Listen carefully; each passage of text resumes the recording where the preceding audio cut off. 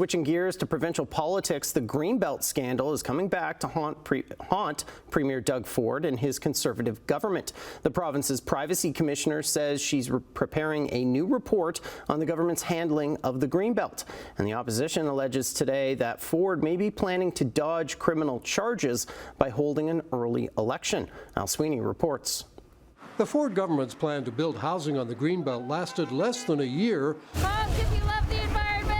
But the government backed down following widespread protests to protect the Greenbelt, along with news of an RCMP investigation. And now there's talk of an election, even though the government has 2 years to go. If they do call a much earlier election, I think Ontarians will know what that is, that it's all about evading accountability and responsibility in the midst of a RCMP criminal investigation into their Greenbelt scheme. And Privacy Commissioner Patricia Kosseim says she'll publish a special report about deleted messages on the Greenbelt.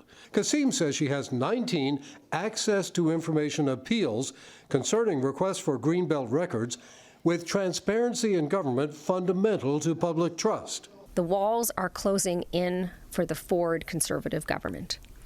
One way or another, the truth about Ford's Greenbelt dealings is coming out of the back rooms and into the light. Here's what the people of Ontario want to know.